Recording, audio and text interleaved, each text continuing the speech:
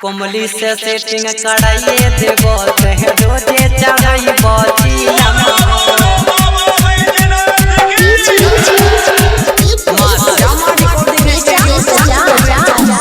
उड़े लगन अब बीतल जाई छै करबै कते बाबा बिलमयो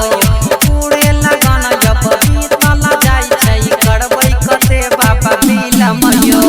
कन्या से शादी रचाइए देबो तहे तोरा चढ़ाई बचिलम हो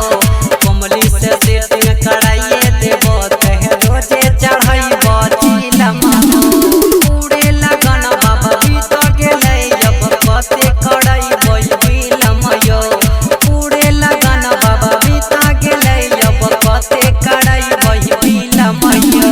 कजली से सेटिंग कराइए देबो तहे रोजे चढ़ाई बचिलम हो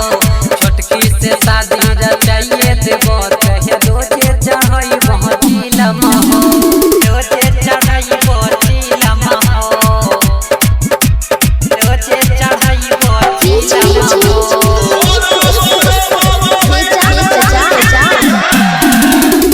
सब पे तू सुनै छौ बम बम बैठल बैठल पुकार हो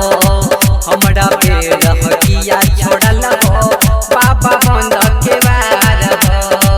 बाबा बंद के वार हो सब के तू सुनै छौ दानी बैठल बैठल पुकार हो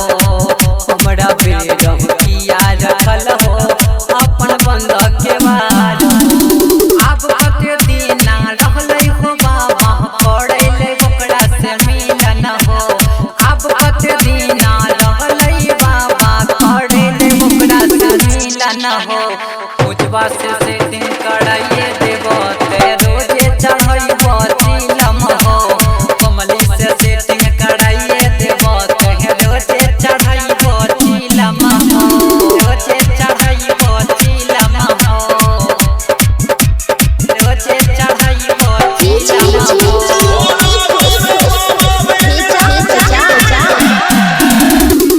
भंगिया बेला पत्रा चढ़ई बाजी हो लगाइए लगान हो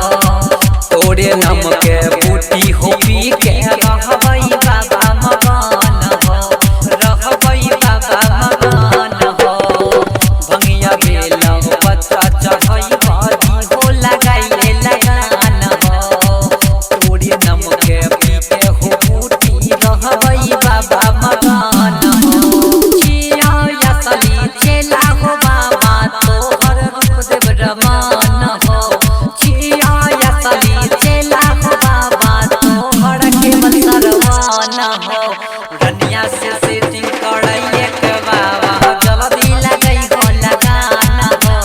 कजली से सेटिंग कराइए के बाबा झट से लगई हो लगान हो मां श्यामा रिकॉर्डिंग स्टूडियो संत कबीर चौक 70।